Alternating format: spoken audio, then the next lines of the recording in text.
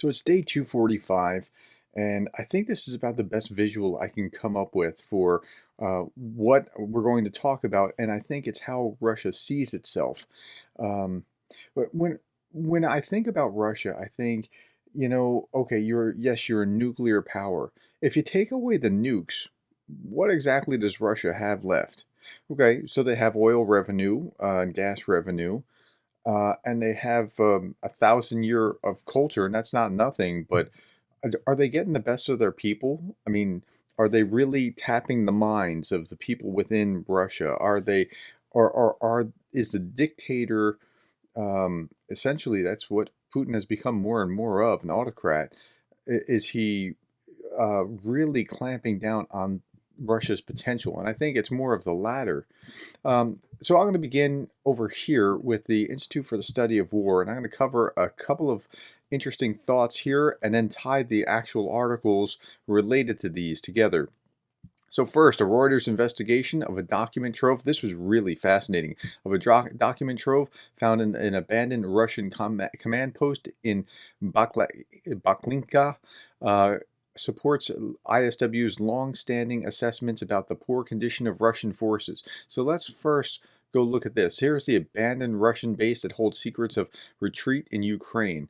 Okay, it's weird how you can't see this. They did it in this weird gray, but you can see my highlights, I think.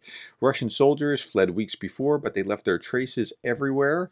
In all, the bunker yielded thousands of pages of documents. Reuters reviewed more than 1,000 of them. The detail of the inner workings of the Russian military shed new light on events leading up to one of Vladimir Putin's most stinging battlefield defeats, Russia's chaotic retreat from Ukraine's northeast in September. Okay, so weeks before that, Russian forces were struggling with surveillance and electronic warfare. They were using off-the-shelf drones, flown and barely trained soldiers, and their equipment jamming devices for Ukrainian communications was often out of action.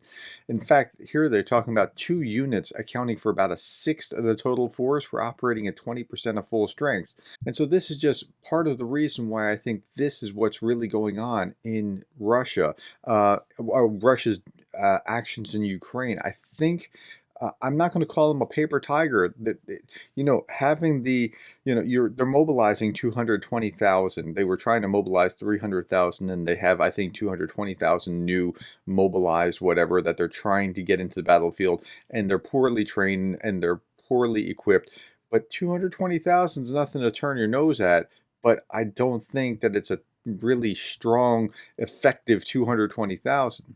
Okay, one of the writings said, I heard men being beaten so badly that at one point I heard a Russian soldier say, bring a body bag.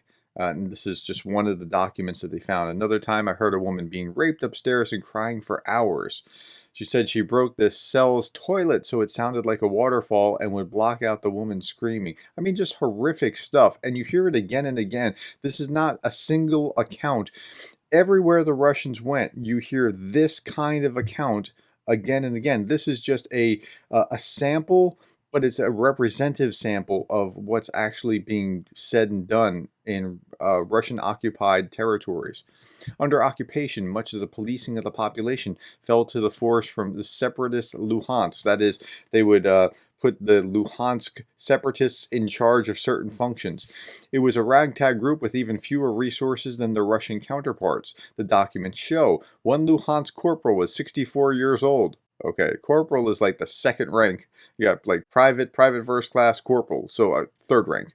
Um, Another fighter was treated for finger wounds after the chamber of his rifle exploded. Okay, so if your rifle's exploding on you, that's probably pretty bad, right? It's bad. In a bunker, an anonymous staff officer wrote in his notebook, "The munitions are running out." That's not a good place to be. A spreadsheet dated August 30th showed that the force was only at 71% of its full strength. Some units were far worse off. According to the sample spreadsheet, the 2nd Assault Battalion had 49 personnel. It should have had 240. The 9th Bars Brigade, an irregular unit, was at 23% of its manpower. So when Russia was getting beaten back, they were really, I mean, we thought because we can't actually see behind the lines, right? We thought, wow, this is these formidable units, these formidable obstacles that how are they going to, well, they were in bad shape and they were overrun because they couldn't withstand it, but we didn't know it until they started to overrun them. Okay, if you want to see the rest of this report, I will put this in the description below because it's actually really, really fascinating.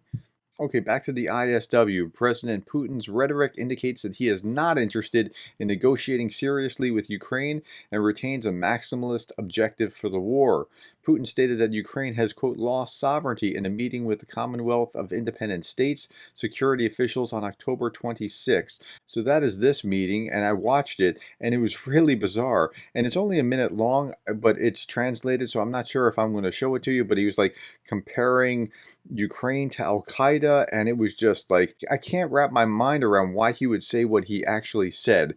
I might do a separate video about this just to show you this and have a little commentary, but it was absolutely bizarre. Continuing, Russian officials continue to admit that Russia is deporting children to Russia under the guise of adoption and vacation schemes. So again, this is genocide. You're actually removing these people from their families, from their homeland, in order to kind of get them away from de-Ukrainizing them. They're not denazifying, they're de-Ukrainizing, if I can coin that term. Russia hits more Ukrainian targets as first U.S. anti-aircraft systems installed. So it's not really about the anti-aircraft systems, but it tells you about what's actually going on.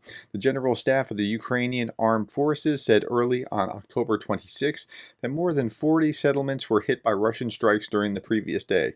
So yesterday, more than 40 settlements are hit by Russian strikes. So it's still going on. The missiles are still falling. They're raining. But here's what's really important for our purposes. With Kherson, everything is clear. The Russians are replenishing, strengthening their grouping there.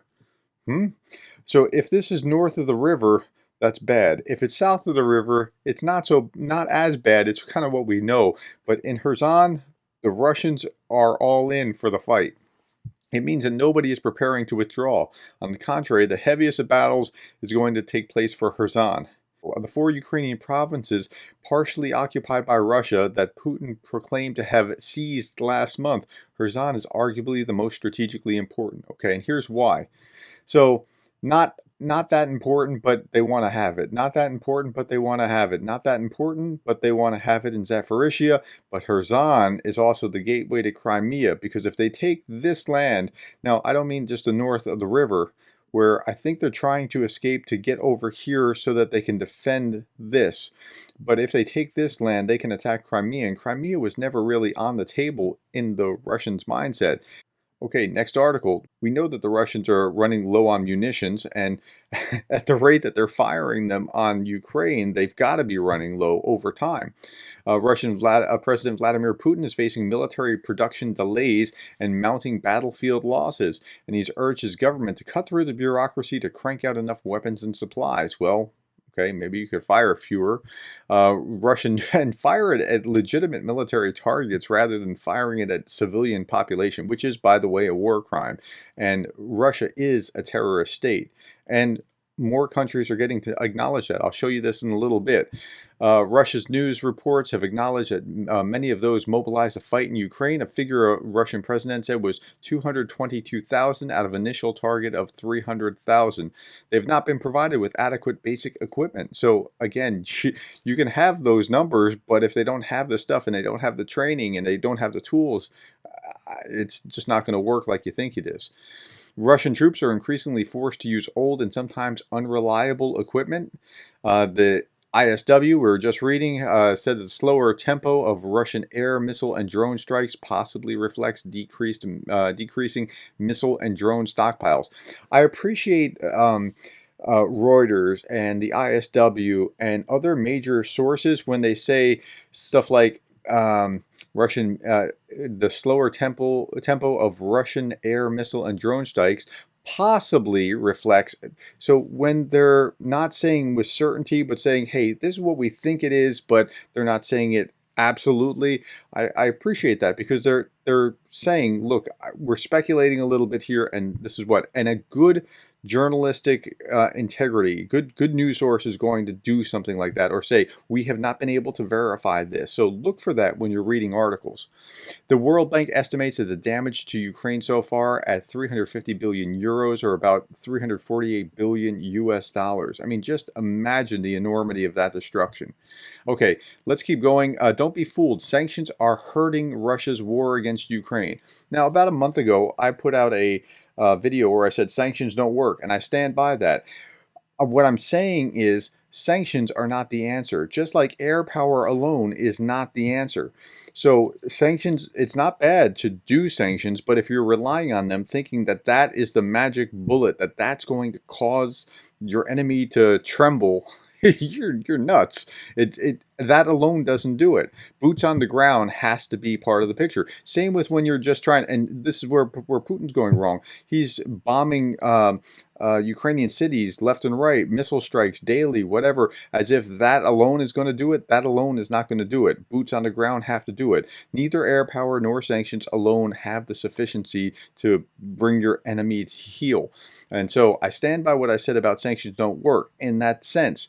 Now, in a sense, does it do something? Sure, it does something, and here's the something that it does. Nearly 40 countries responded with coordinated sanctions against the aggressor. They had three aims: cripple the Russian economy by limiting the bank's access of dollars, which now the Russians are trying to work out in rubles to whatever they're trading with; curtail the export of high-tech goods and services to reduce Russia's ability to fight the war; and then this unprecedented economic coercion has not been able to obliterate the Kremlin's resolve for war or its economic capability. It's not designed to do that. There's no way that that would do that. Okay, Russia's isolation is now that its supply chains are decimated. So it is having trouble resupplying because it needs certain components that it would get from the West, which threatens its future growth and power projection. By limiting Russian imports, export controls have created a trade surplus. So there is some effect, but that alone won't win the war. That was my basic point in the earlier video. Lowering living standards due to trade barriers and divestment. For example, consumer spending on apparel, footwear, and accessories fell by 40%. That's a big indicator right there, that they're not spending on normal kinds of stuff that we would normally buy. In the first week of October, car production dropped by 37%, a casualty of the chips ban. Well, we're feeling that kind of thing in the United States just from COVID, right? But they're feeling it as well, whether it's from COVID or from our sanctions, probably a mixture of both. But sanctions are having a demonstrable effect on Russia's strength in Ukraine. Semiconductor imports have fallen 70%, slashing Russia's production of hypersonic ballistic missiles, surface-to-air missiles, and other precision weapons. Choke point technologies such as bearings, vital for aircraft, tanks, automatic firearms, heavy artillery, and submarines have also been targeted and are in short supply with few substitutes. Okay, so it's fair. I mean, you can fight that. And again, there's the hot war, there's the political war, there's the economic war, there's the informational war, all stacked on top of each other. I'm not saying don't do sanctions. I'm just saying they don't work like, like you would like them to. I mean, you would like them to have a greater effect than they are. They can only do so much. Russia is forced to source from technologically weak countries such as North Korea and Iran. China's largest chip maker, SMIC, says it has never supplied Russia and will not flout sanctions. China is being very careful. They do not want to get involved in the sanctions regime. They want to continue their trade. In fact, China is the big winner here. They are threading the needle, walking with Russia, not getting into sanctions, and by the end of it, China is going to become the big brother and Russia is going to become the little brother if this goes on much longer. Many foreign institutions have stopped collaborating with scientists in Russia, and the Biden administration has invited Congress to amend the Immigration Nationality Act in order to encourage Russians with advanced degrees to emigrate to the U.S. I mean, there's a bunch that want to get out. Nearly 8 months after Russia's invasion of Ukraine, these concerted measures have not been able to bring an end to the war, a predictable outcome that remains better than the alternatives. It's not going to be able to. There was never any thought, well, for most people that understand this, that you're going to be able to end things with just sanctions. Sanctions alone don't do it, but it can have some tempering effect, and I think that that's a fair thing. It's had a tempering effect on certain things. It's made it more difficult for the supply chain. McDonald's is gone, and now you're saddled with Tasty, and that's all. And so, yeah, it has some effect, but it's not a foolproof effect. Okay, so this article was also fascinating, and I'm going to link this one below as well. Inside the hospitals that concealed Russian casualties. So it follows the life of a Belarusian doctor and his escape. He's escaping across the border with his children inside one of his daughter's toys. Andrei, they changed his name here, had hidden a USB flash drive carrying evidence of what he had witnessed. Dozens of x-rays of wounded Russian soldiers. And they talk about him getting out of the country and getting into Lithuania. And what he saw on the ground, that's Lukashenko here, the dictator president of Belarus. When Putin declared his special military operation in a pre-dawn televised address on February 24th, he sent missiles, paratroopers, and a huge armored column of soldiers rolling south from Belarusian soil.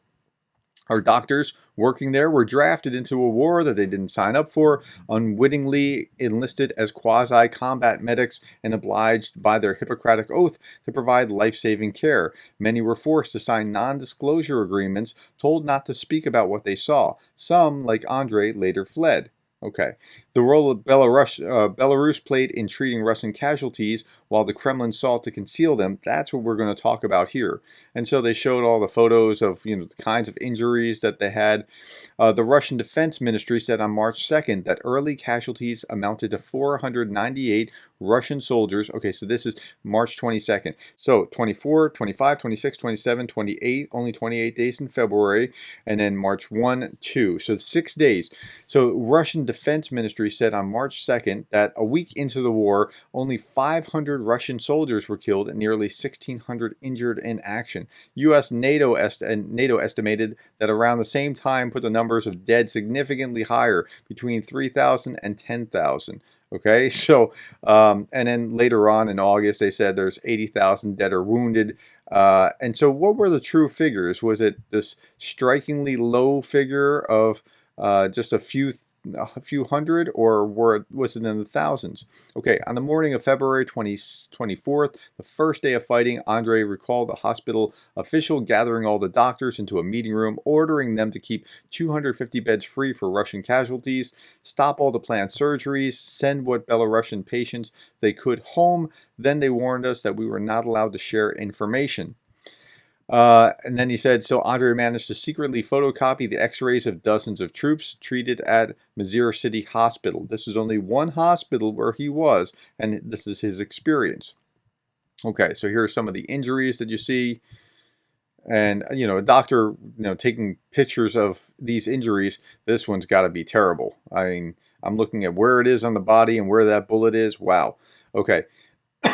Andrei said that he saw the biggest wave of casualties arrive at Mizir Hospital in mass in the early hours of February 28th. On March 1st, at a meeting of the Belarus Security Council, Lukashenko acknowledged that hospitals were providing Russian soldiers with life-saving treatment.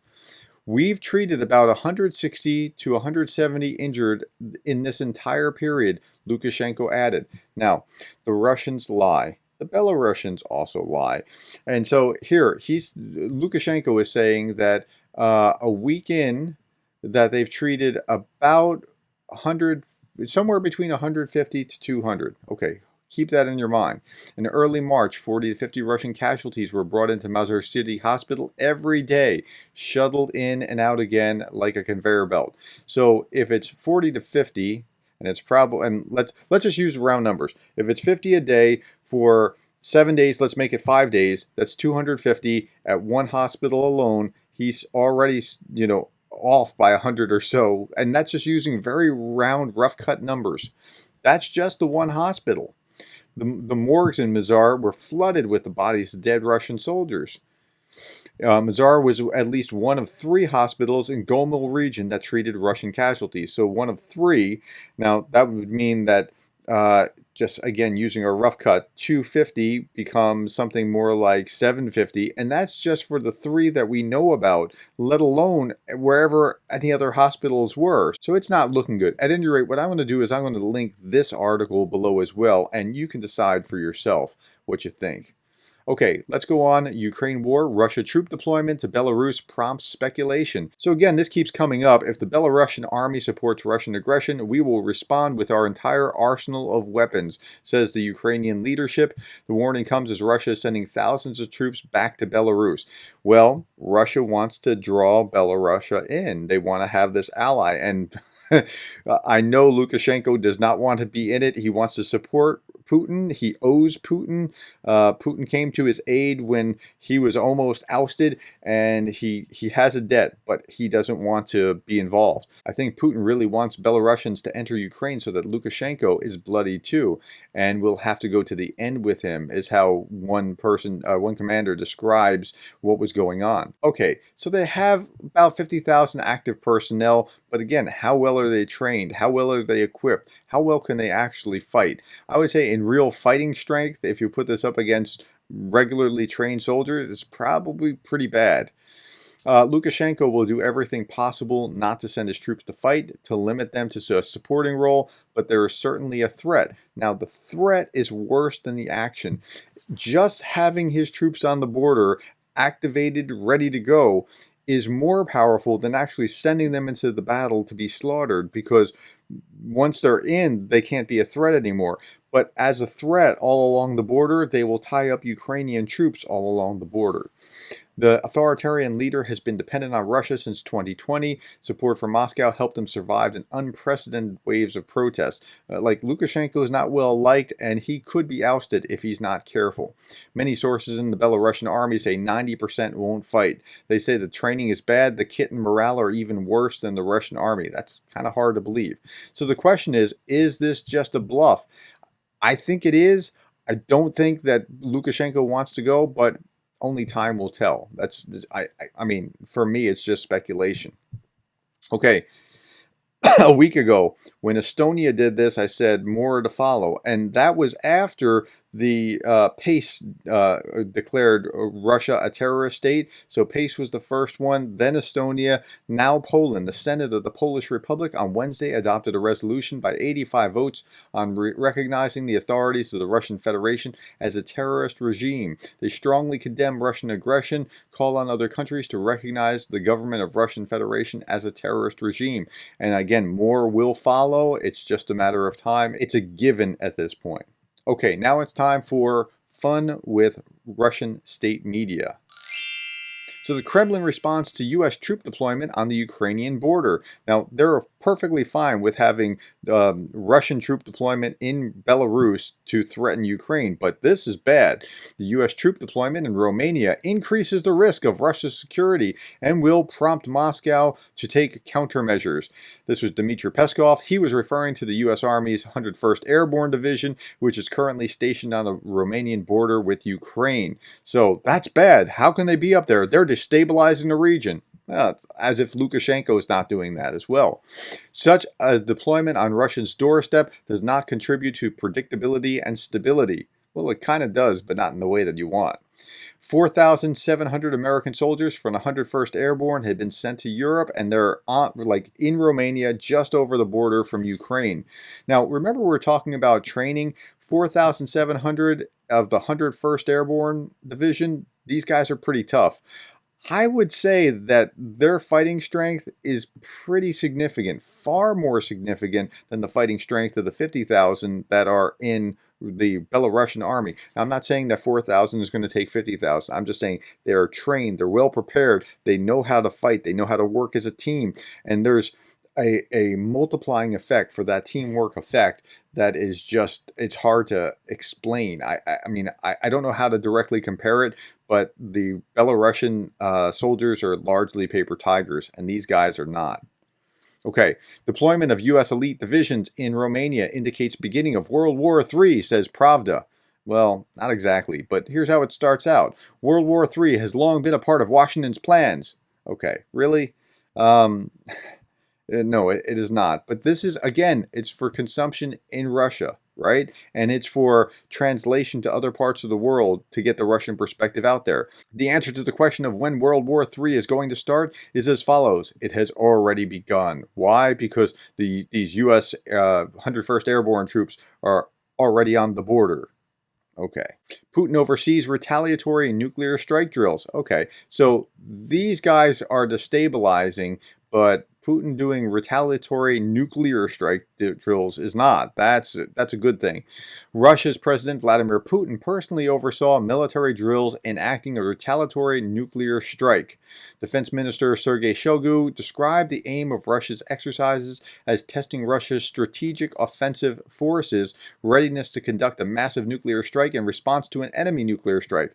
The enemy doesn't want a nuclear strike, okay? So just speaking for the Americans, I'm not British or Spanish or whatever. I'm not the other European things. Nobody over here, I think, is at all interested in starting World War III. In fact, we're trying to stop World War III by stopping Putin from becoming Hitler, right? Like we're trying to keep you from becoming Adolf. That's what we're trying to do. So nobody wants that, but he's doing these retaliatory strikes. Now here is in RT, retaliatory nuclear strike drills. So I'm watching this through Rumble, but this is RT. So here's what we see. So I'm going to mute this because we don't really need to hear the sound. But this is what is being consumed by Russian media, right? This is Russian state media showing this for Russia to show just how big and bad Russia is.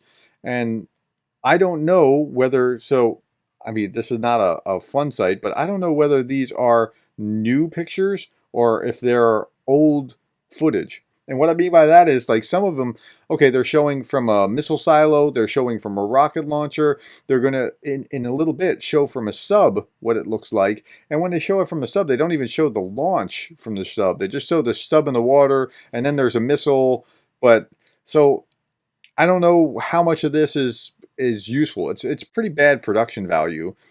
So we're seeing the launch again and again from this silo or that, but here's the one with the sub, and I thought, yeah, that's really interesting. I'd like to see a missile launch from a sub. I've never seen that before, so I wonder what it looks like. And then they disappointed me. They let me down because all they showed was a rocket going off and then the sub withdrawing. And see, there's the rocket going off, but where? So I think this is like old footage. Like it didn't even match the sky, and then there goes the sub withdrawing. So it's just, but this is what Russia's being treated to as Putin is showing that he's testing these nuclear strike capabilities just in case the West gets antsy. Okay, there's another one. Was that the same day? Was that a different day? What was that? It looks like different clips of these tests. So, okay. Here's another article. A German man fined over the letter Z. So displaying the last letter of the Latin alphabet in the rear window of his car could cost a German man $3,988. A court in Hamburg found the 62-year-old guilty of supporting Russia's military operation, ruling that Z is a symbol of support for Moscow's actions. While the man did not deny displaying the symbol, he argued before the court that it merely represents the last letter of the alphabet. He said it's a very, very bold hypothesis that it was for that.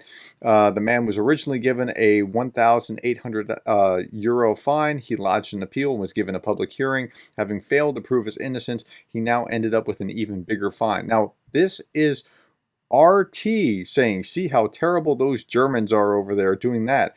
You know, now I don't support this. I think that this is wrong. I think he should be able to display that as awful as it is, and I think all of his neighbors should shun him for that, right? Everyone that he knows should be like, you're an awful human being supporting this thing. So but that's not legal. That's not the state finding him or putting him in jail.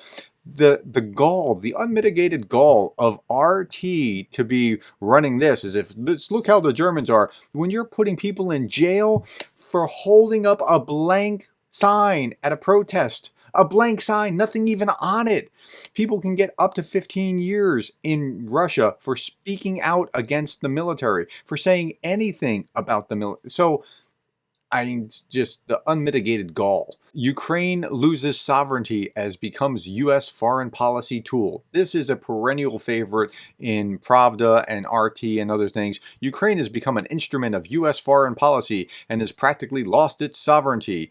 President Vladimir Putin said at a meeting of the heads of special services and law enforcement agencies of the CIS countries. So he's speaking to them, and that's what he's saying. So, it's an interesting picture here. I don't think that Ukrainians are worried about that. Maybe some are, but I think Ukrainians are thinking, there's this existential threat. The guys over there across the border from Russia are shooting at us and coming in here and shooting at us. And the guys over there with the American flag are the ones that are giving us weapons to shoot back at them. I think that they're our friend, not our oppressor. And it's pretty easy to determine who's the friend and who's the oppressor. The country, in fact, has lost sovereignty and is directly controlled by the United States that is using it as a battering ram against Russia, against our union state with the Republic of Belarus, against the CSTO, and against the CIS as a whole. Huh? As again, like, who's after the rest of the Commonwealth states? But this again is what is in Russian state media. So, okay, that's all that I have to say today. Thank you for your time. It appears I only lost a few subscribers over the last couple of days because of, the how terrible it is to be conservative. It doesn't matter if you're conservative or liberal or what you are. If you are interested in supporting Ukraine, please come, please listen, please share this, because people are legitimately dying every day. This is what's important, folks. Thanks for your time. Thank you for being the kind of person that cares about Ukraine.